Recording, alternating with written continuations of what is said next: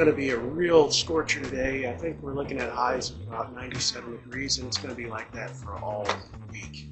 And this sod is going to struggle. Thank you for joining me on my challenge to make our new build home, new sodded lawn into a lush and beautiful lawn.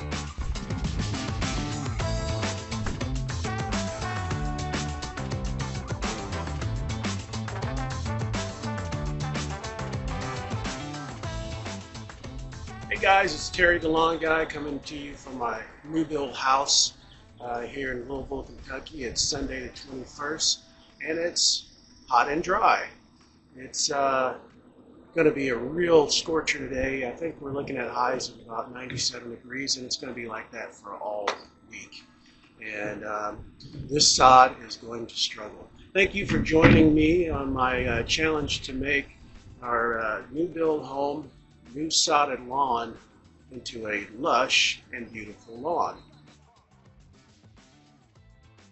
This lawn is going to struggle. It's hot, it's going to be hot, it's going to be humid, and sod in the summertime is just kind of difficult. Now, we've had this sod for I think coming up to 2 months now, and it's done fairly well. I'm pretty proud at how it's performing in this heat, but it has rained a lot, and so we haven't had to do a whole lot to it. But there are things that could have gone on or happened that would have set us up for more of a win, shall we say. Let's talk about prep. We didn't have much of any prep around here. Usually you'll put down a soil amendment, maybe some starter fert, something, and then moisten your soil and then put down your sod. At the very least, you'll remove the rocks or other kind of construction debris. Well, not much of that happened. You see, this sod went down when I was in bed. I work early mornings. I get up at typically 11:30 in the morning. I'm sorry, 11:30 at night, and get ready and go to work. I get home typically about 10:30 to 11 o'clock. Well, this particular morning I was tired when I got back from work, and I went to sleep. And next thing I know, I was being woke up by the graders, and they were doing their thing. And so I got up when they were about done, and I said, well, I'll get dressed now. Go pick up some of the rocks that they left behind. Well, unfortunately, right behind the graders were the sod guys. And so no prep work really got done that day. And so we were not really set up here for the win, but the sod has done pretty good. Now, since it's gone down, what have I done to kind of help it establish itself? Well, in the first week, I watered twice a day. The second week, the watering got cut back to about every other day. And third week was awesome. We got a lot of rain. And so I didn't have to do any watering the third week.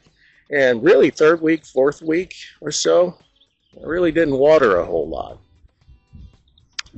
So the lawn was kind of taking care of itself, and so I haven't done a whole lot. Now, you saw that we put down Dirt Booster Plus, and we've cut it a few times. My neighbors, there's some neighbors who haven't even done a cut yet, and we've done 3 here.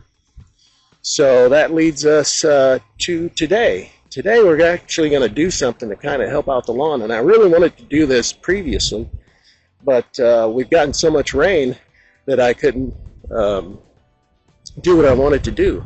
And so today we're going to put down Pennington's 0-10-10, 10% phosphorus, 10% potassium, and we're going to give this lawn a little bit of help that it needs. First, I've got a Anderson's soil test kit that I want to get done here. I need to find out exactly what the makeup of my soil is, and that will make it a whole lot easier to care for the lawn when you know if you're short of phosphorus, too much potassium, not enough nitrogen, you need sulfur, whatever the case may be. Let's get this done here, and then we'll take care of putting down the Pennington 0210. Pretty easy. Just launch the probe down, put your sample. If I can open it.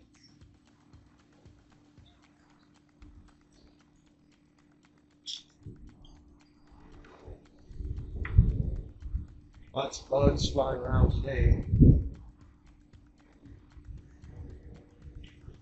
Boy, this clay soil is pretty wet here, but not so much out there.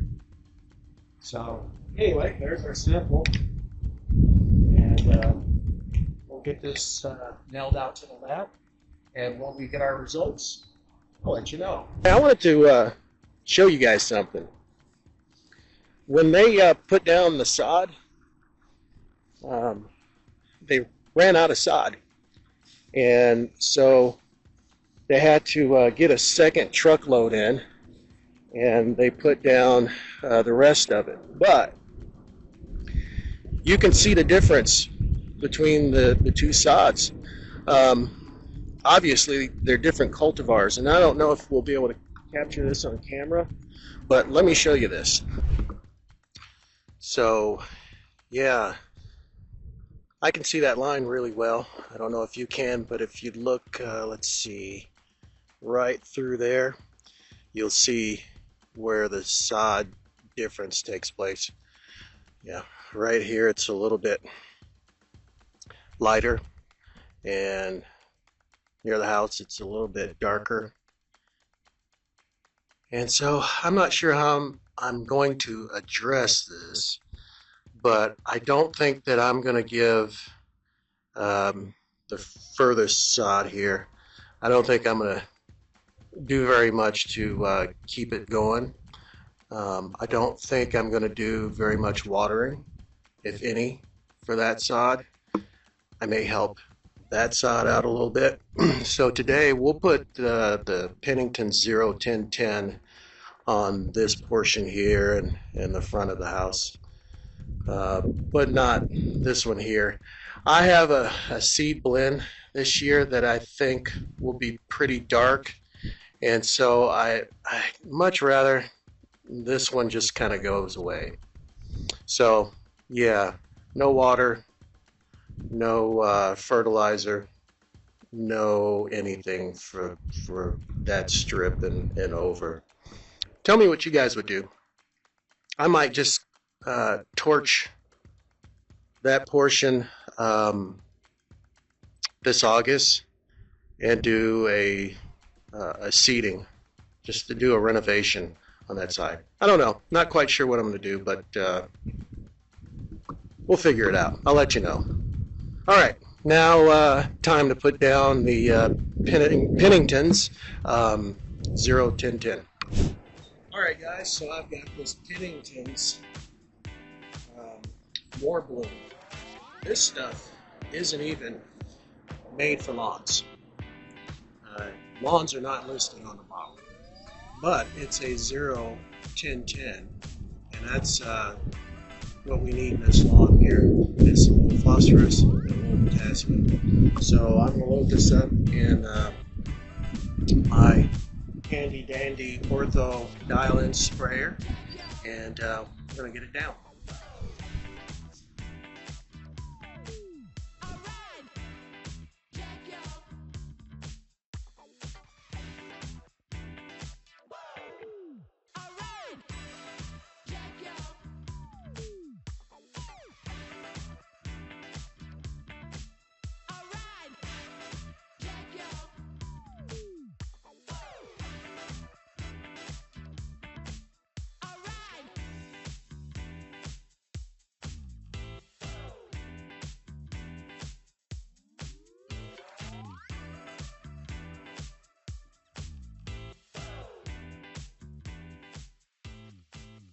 we're pretty much done with everything we plan on doing today.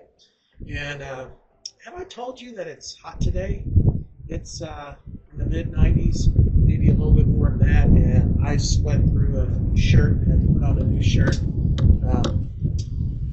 But I'm not saying this to whine, but to illustrate that the sod has got a tough road to hoe going forward this summer. I can see from yesterday that it has dehydrated quite a bit, and it's starting to struggle. I do want it to kind of get stressed out. I wanted to push root growth.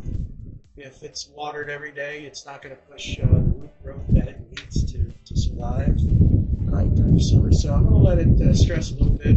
I'll probably water on Tuesday. I'll keep an eye on that. But anyway, I was in bed thinking the other day about humichar, humic acid.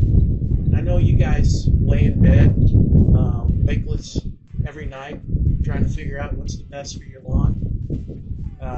But anyway, so I was thinking about this, and I said, hey, I wonder if that stuff really does work, and which I do think it works, but how quickly does it?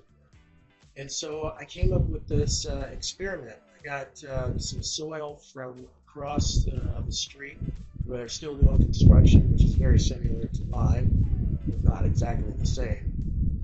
And these clear pots, and I thought that we would get some humichar or humic acid in pots and see if it really changed the soil, and if it did, how quickly does it change it? So we're going to try that. We're going to give this a shot. We'll kind of do maybe a time lapse or something over the course of 4 weeks, maybe 5 weeks, and see just how much the soil changes. So let's give it a shot here. So I got a teaspoon here, so this will be a very generous application of humichar. Let's see if this makes a huge difference. This is a lot, but I want to see if it does work or not. All right, we'll spray some water on it, simulate watering it in, and that'll be about it. We'll check on this next week. It'll be interesting to see what happens. I'm looking forward to it. All right, guys, that's it for now. We'll see you next week, and as always, be kind to each other.